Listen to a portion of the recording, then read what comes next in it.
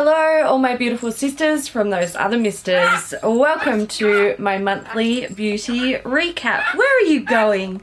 If you're new to my channel or you've not watched these videos before, this is something that I do every month where I recap like beauty products that I've used in the last month, or things that have been, you know, sort of prominent in my routine, or they've stood out to me for whatever reason. Not necessarily a favorites and fails, just like a recap of what I've been using. I have a little guest with me today. Hello, baby. Hello. I wanted to take this opportunity to update people on this little guy. So I did a video a couple of months ago, I think it has been months now, where I talked about my pets. Ow, why you bite me so hard? That's not very nice. I have his ball, so he's like, play with me, mum. Anyway, I did a video where I did like a giveaway for my 15K celebration, and also I talked about my pets. And this little guy is basically a rescue who had come into my life a few months prior, and he didn't have a name. He has a medical condition. It's basically like avian AIDS. It's called beak and feather disease, and we opted to keep him because his only other option was to be euthanized, and he's like, we've bonded, so he's my mate. I love him to pieces, and he's great value.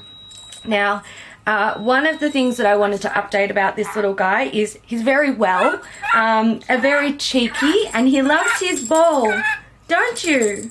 And he talks a lot. He just said, come on. He says hello.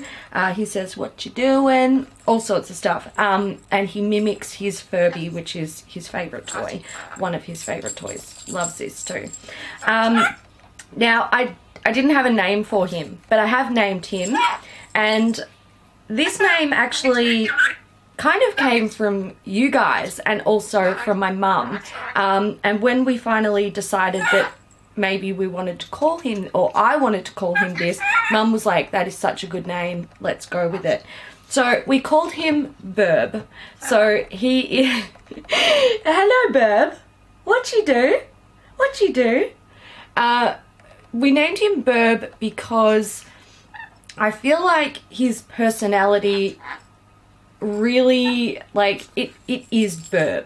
And if you're not familiar with what Burb is, it's basically like bird memes. That's what we call them, Burbs. And I was receiving a lot of bird memes from you guys, and a lot of you would like call him Burb because he didn't have a name, and you'd see him on my Instagram stories and you'd be like, oh my god, I love Burb, so cute. And then one day I heard Mum calling him, and she was calling him Bird, and I said, Mum, what do you think of the name Burb for him? And I showed her some memes and explained to her what it kind of meant, and she was like, I think that's perfect because his personality is Burb. He is literally Burb. And it just works because he kind of responds to Bird, and ow, ow, ow, and Burb just works. So thank you to everyone who very slowly planted that little seed. I think it's a perfect name for him because he's happy and cheeky and inquisitive, and it just works so well for him. So I'm very happy to be able to tell you guys he has a name. Yes, Burb! Yay! Oh, look at him. Is that your ball, Burb? Do you love it? Show them how you play. Oh, no. Now I'm going to put this little guy away. You're going to go back in the lounge room, play with your ball? Yes? Is that right? You want to say goodbye? Come on. Come on. He loves his ball so much. Oh, hello, Burb. Hello, Burb. What'd you do? What'd you do today? Did you wake me up with your screeching? Good morning, human. Good morning. Yes, he's very cute. I absolutely love him. So thank you to you guys for basically helping me name the little Burb. Little Burb. Recapping beauty products that I've been using in August. I'll start with this because it's big. This is the Morphe 3502 Second Nature palette. So I picked this up along with another Morphe product, which I'll talk about in a second. And I've been using this actually quite a bit lately. Okay, so I actually bought this palette for 2 colors. I know, it's problematic. I wanted this orange and this red. They're both shimmery, metallic, beautiful, lovely shades. And I was just so like, oh, they're amazing. They're fucking amazing. So I bought it for those 2 shades, and I felt like when I saw it, I was like, why didn't they put in more reds? Like, I feel like the only real reds are like, you know, or reds and oranges are like these 5 here.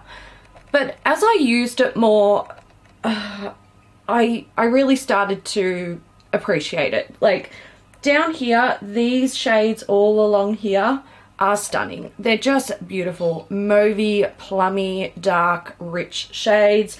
Then you've got, like, you know, complementary browns down here in cool and warm undertones. Haven't used much from up here or over here, but the more I use it, the more I like it. And I felt like I was really getting over the like warm eyeshadow thing, but turns out I'm not. Totally back into it. I'm loving it.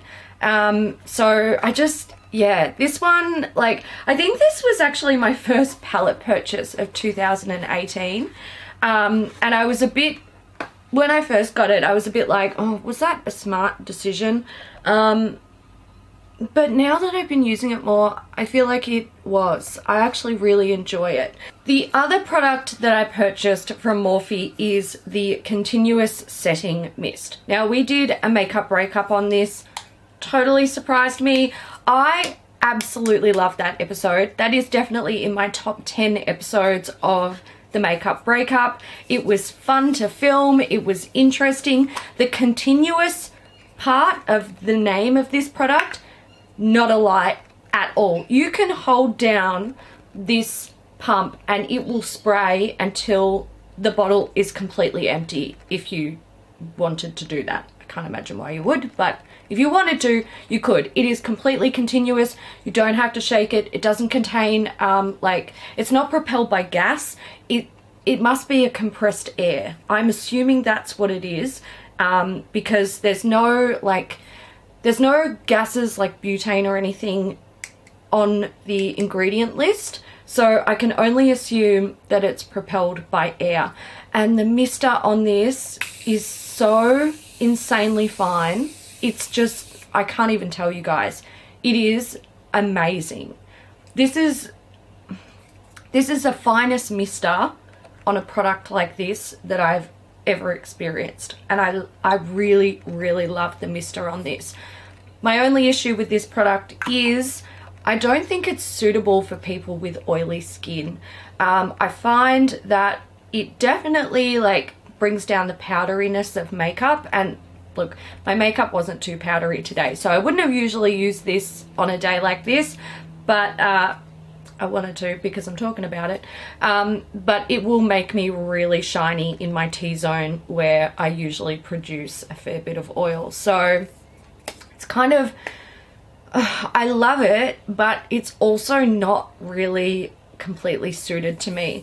I would love to see them bring one out that is better for oily skin, basically. I would buy the shit out of it. 100%, wouldn't even question it. I want to try it.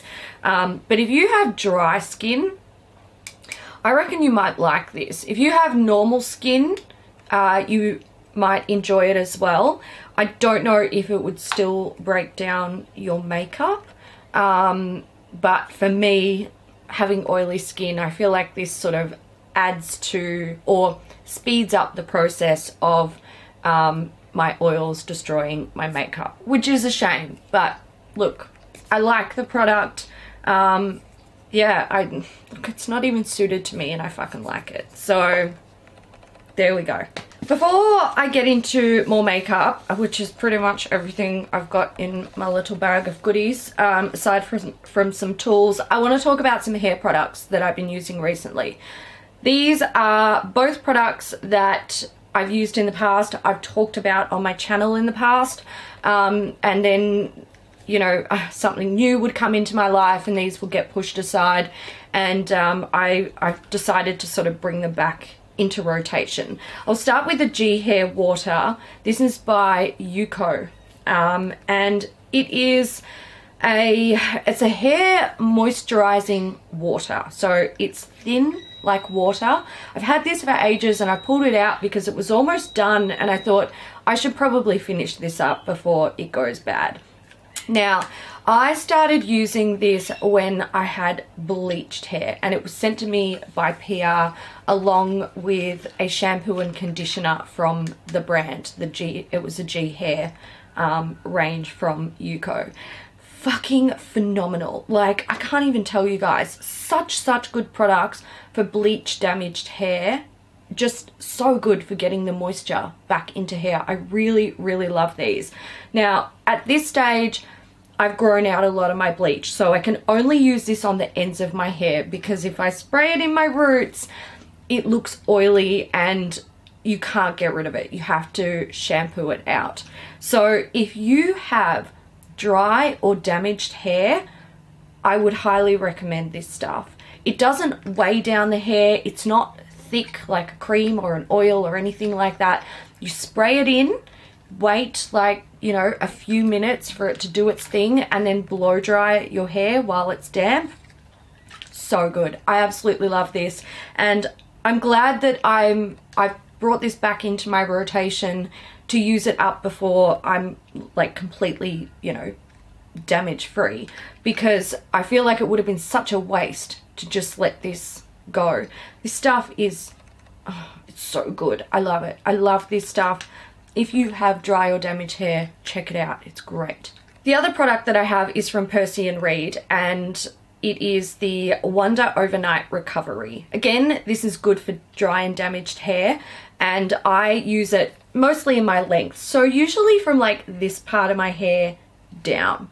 And this is a product that you put in dry hair and you can leave it in overnight and then wash it out in the morning, and it leaves your hair soft and silky and beautiful. I really like the scent of this. I do think the scent is strong, but I like it. It's kind of like a spicy floral. So, you know, it might not be for everyone when it comes to the scent, but the product is fantastic. I do think that if you had normal hair, you could use this like maybe once a week or once a fortnight, just for like an added boost of moisture and, you know, get that hair nice and soft and silky and shiny. But this, love it. Absolutely love it. I actually got this out of the Look Fantastic Advent Calendar, I believe. I think it was last Christmas. And I've used some Percy & Reed products in the past and I wasn't a huge fan of them. Maybe they weren't suited to my hair, or maybe my hair just didn't respond that well to them. But this one totally changed my opinion on the brand. I really enjoyed this product. Fantastic. Just, yeah, very happy to have it back in rotation. Also, going back to like leaving it in overnight, it does absorb into the hair, and you can't really feel it in the hair too much, but I don't personally sleep in it because I don't want it like touching my face and stuff throughout the night. I have no control over it, and I don't tie my hair up when I go to sleep because I'm scared I'll break it. So what I do is I put this in the morning, and then I shower in the evening or the afternoon, and yeah, get the benefits that way. Okay, more makeup. I can't remember if I've talked about this product in a recap recently, and I was too lazy to go back and look, but it's the Hourglass Veil Translucent Setting Powder. Now, oh God, guys, I love this powder. I really love it, but it also has some major drawbacks. So I've used this powder to set under my eyes and set all over my face. Now, it is called a setting powder, and it does set foundation or concealer, but I really think if you have oily skin, this also accelerates oil production or makeup breakdown when oil comes through. I have used this with the Too Faced Peach Perfect foundation, and that foundation is my current like holy grail when I need my foundation to last a really, really long time and not break down when my oils start to come through. So it's the sort of thing I can put it on at 9 o'clock, and when I get home at 9 p.m, my makeup is still okay. It doesn't look great, but it's still okay. It hasn't like disintegrated on my face or anything like that. Now, when I used this to set that foundation, I think I only got about half the wear time out of the foundation before it started to look really, really bad. So if you have oily skin, I actually wouldn't recommend this for setting your face. It could be problematic. It might be the type of thing that you want to buy the mini to try it, or maybe, you know, try it in store and wear it for the day and see how you go. Now, setting under the eyes with this, absolutely stunning. Absolutely stunning. It's beautiful. It has this really, really subtle radiance to it. So it's almost like ambient lighting powders, but brought down about 20 notches. So it offers like a glow and the radiance without being sparkly whatsoever. There is no glitter, no sparkle, no shimmer. It's just beautiful radiance. So the finish of this is stunning. I absolutely adore it. Even all over the face. It just, you look like you're glowing. I fucking love it. It is beautiful. But because of that like downside of not offering or even hindering makeup longevity, it's problematic for me, and I can only use it in certain situations. I also find that if I use this when I'm filming, it doesn't look good. It looks washed out, and like it's almost like the Flashback Mary type thing. It reflects light so intensely that if you're under heavy lights, everything just looks almost white. So for everyday situations where I'm not under heavy lighting, beautiful, great under the eyes, love it. And also I use it on days where I don't need my makeup to last. If I'm just like going to the supermarket and I felt like putting on makeup that day, great. Or if I'm having a makeup at home day where I'm just like, I'm staying in my pajamas all day, but I still want to wear a full face of makeup, it's kind of when I pull out this thing, because I just love the way it looks on the skin. I do think it's a shame that like the longevity of it is just, it's not there. It doesn't work for me, unfortunately, but it is beautiful powder. These single eyeshadows are from a brand called Apu, I think it is. If I've got that wrong and you know how to pronounce it, phonetic spelling down in the comment section, go for it. But essentially what we have here are the melted eyeshadows or the couture melted eyeshadows and the couture eyeshadows. And almost all of them are like duochrome or sparkly. Now, from the couture line, I picked up 3, and these are, like I said, duochrome eyeshadows. The pigmentation on these is not super intense, but they are just, they're so pretty. So the shades I've got are Mismatch, Confetti Powder, and Retro Punk.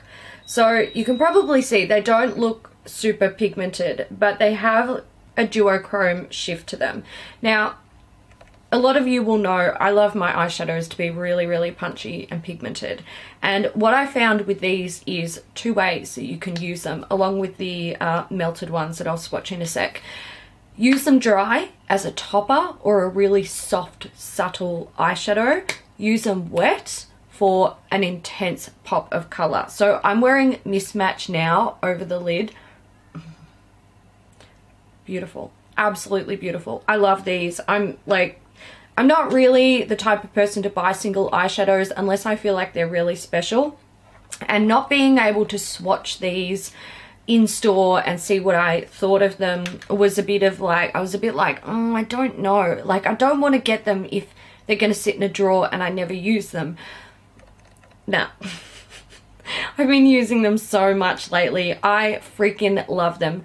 These couture ones specifically are like my faves. They are absolutely stunning. This one here, Confetti Powder, is a little bit like, actually no, is it Retro Punk? Hang on. Confetti Powder. Now, this one is a little bit like Stylishly Merry from MAC, the holiday release one of 2017, not the purple. And it's a little bit like this Chantecaille Luminescent Eye Shade in Soul. Now, the difference between these is that the Chantecaille one is, it's a little bit more sparkly and it looks more pigmented, but I think it's because the formulas are slightly different. So the Chantecaille one, which I've talked about, I think I talked about it in my last recap.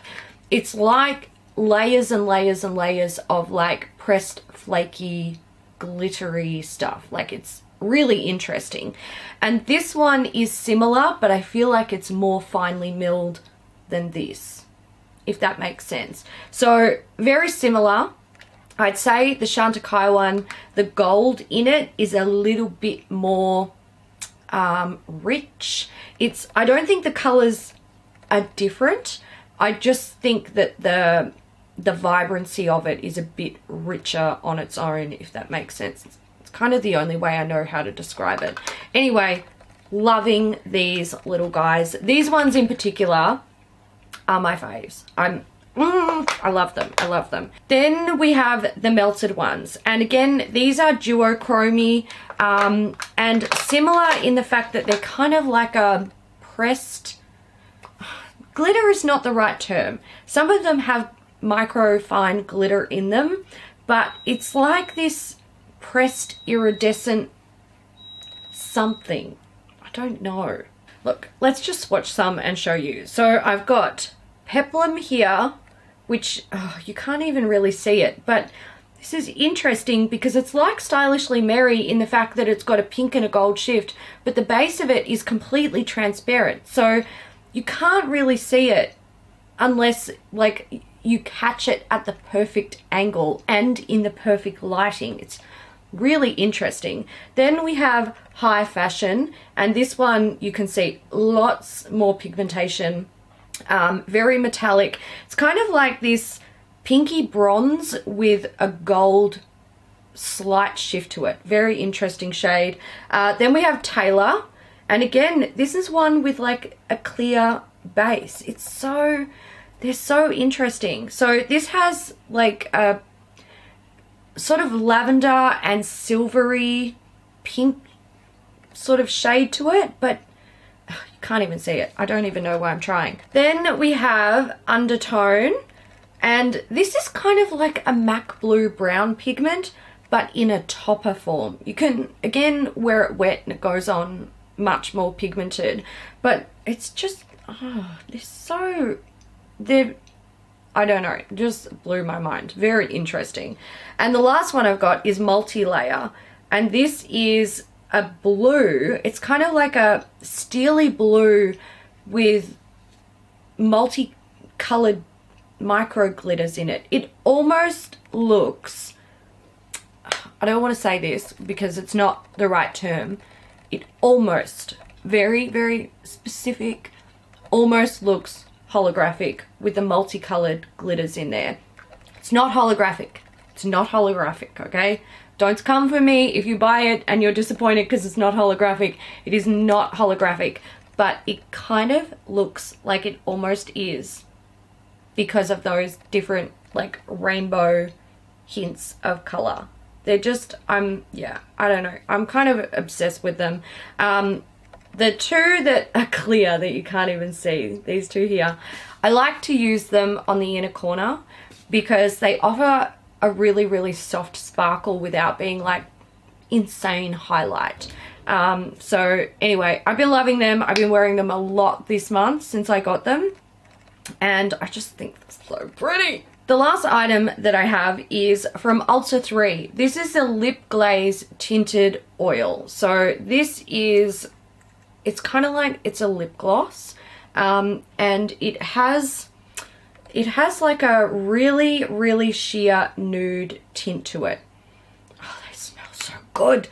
It smells like lollies, so I want to eat it. But these are so comfortable to wear. These were sent in like very inconspicuous box delivered to Beauty News, and Kat and I just took a few things out of it. This was one of the winners, and I've been wearing them constantly. It's a product that stays in my bag, and I use it on days where I might be full face of makeup and my lips, like my lipstick's worn off. I'll just pull this out. I can literally apply it while I'm walking and not need to worry about how it's going to look on my lips. It's comfortable, it hydrates. I don't get those disgusting, like, you know, dehydration lines on the lips. So nice. Really, like, very surprised. Very, very surprised at this little product. I didn't think it would be anything special, but it's great. And it makes me think this year I've used the darkening and lightening drops from Ulta 3, and then this guy. Ulta 3 is totally on my radar. Like, I've used some stuff from them that wasn't amazing, but then they also have little gems that I'm just like, well then, okay, didn't know you could pull that out of the bag, but you did. The last few items I have are brushes. Now, I did a brush haul on my channel a few weeks ago, a bunch of like Hakuhodo, Chikuhodo, I had Smith Cosmetics, and I think, oh, there was also Morphe brushes, but yeah, whatevs. And I've been using some of them just, you know, when I need a clean blending brush, I'll pull one out and whatever. But I've got 3 brushes here that really stood out to me from what I've used from the haul so far. I haven't used them all, but there's a few that have really stood out to me, and I want to start with this. So this is, hang on, I have to read my note because it's not printed on the brush. It's the Hakuhodo Kokutan Blush Brush in Small. So you can see there it is like a typical domed brush, flat edged, or, you know, flat one way, wide the other.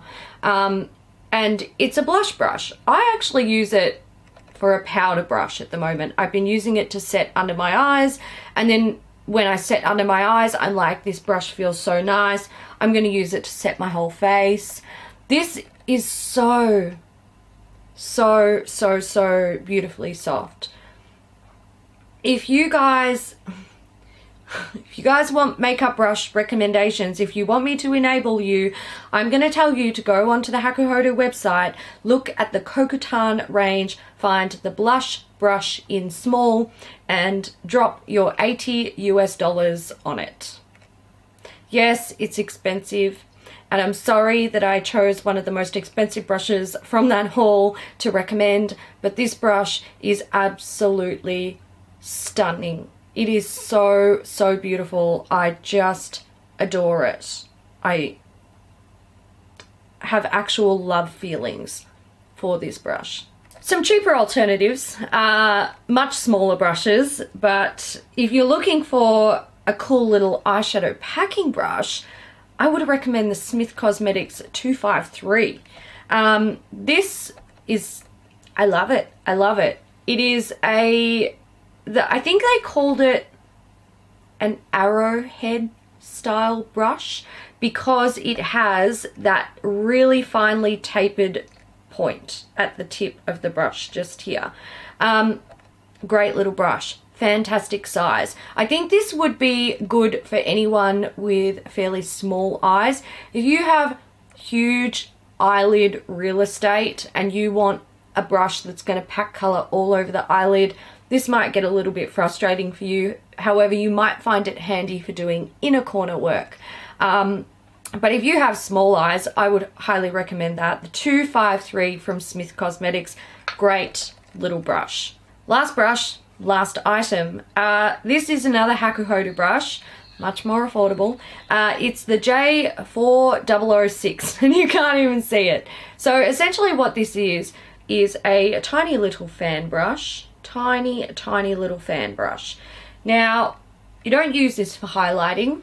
You would actually use this for applying mascara to eyelashes. I've used quite a few brushes sort of like this and owned quite a few. I usually buy like little synthetic fan brushes like this from art supply stores.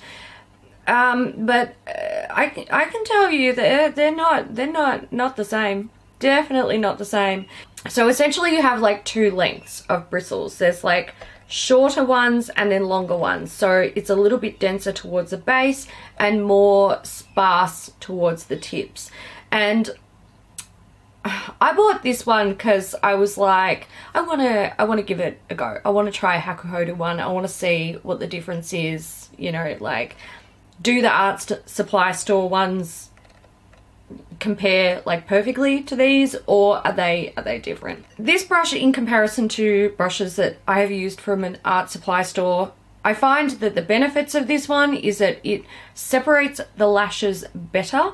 It doesn't, you know, bring any of the lashes together and clump product. It also picks up a very sparse amount of product, so you're never over applying. And sometimes if the bristles are too dense, you pick up too much product, you blob it on your eyelashes. It's hard to, you know, disperse it properly. So just the nature of the way that the bristles sit allow for light application and building layers, which is usually the best way to apply makeup and, you know, do it in a way that makes it look good without looking cakey or thick or chunky, basically. So a few people asked or mentioned that they would like to see how it's used, and I'm gonna do that for you right now. So with this brush, you can take a mascara and you can pull the wand out and get some product on the brush, and then you can apply it in your lashes. It's a great way to use a mascara in a freelancing kit without contaminating the mascara between clients. Another thing, and this is what I prefer to use these types of brushes for, is to take your colored products and use them as a mascara. So this is an Inglot gel eyeliner. It is in the shade 65. It doesn't have a name. It's like a reddy brown color, and all you do is take your brush and you just dip it in there. Dip it in, get it all over the bristles. Good stuff. If you feel like there is excess on, I just spat, charming. If you feel like there is excess on your brush, you can take the cap and you can press off excess product. Then all you do is take your little brush and you start to apply to the lashes. Now, one of the most important things about using a product like this to do this job, if you want makeup longevity, you must know your product. So I know that the Inglot, my God, who am I? I know that the Inglot gel liners will not transfer throughout the day to under my eyes. If you have a gel liner or a colored product that you're using that doesn't have great longevity, isn't waterproof, or breaks down with oil or whatever, you might find this frustrating, because you might find throughout the day that it starts to migrate down your face, and you don't want that. So it's really good to know your products when using them in this sort of unconventional way. If you are like me and you do like to wear bottom lash mascara, but you find that Most mascara wands are really kind of difficult to get product on the lower lashes without it being cakey or clumpy or transferring onto the skin, or you know, things like that. If you just find them really cumbersome when it comes to actually getting mascara on your lower lashes, a brush like this might be really helpful for you. And that is pretty much what I've been using this for ever since I got it. I always knew that tiny little fan brushes, synthetic fan brushes, had a great place in makeup application for a lot of people and for a lot of uses, but since getting this one, I was like, okay, game changer. This has made my lower lash mascara game completely changed. It's just so easy to apply. I rarely end up with like product where I don't want it. It goes on the lashes, they don't clump together, it doesn't look spidery, it's just color on my lashes, and any color that I want. The other day I had bright blue lower lashes. It was sick. Alright guys, so that's it for my recap on the stuff that gave me the feels in the beauty world during August. If you enjoyed this video, give it a thumbs up. Everything that I mentioned will be listed down below in the description box, so you can check it out if you weren't too sure about the names of any of the products. And I'll see you in the next one. Bye.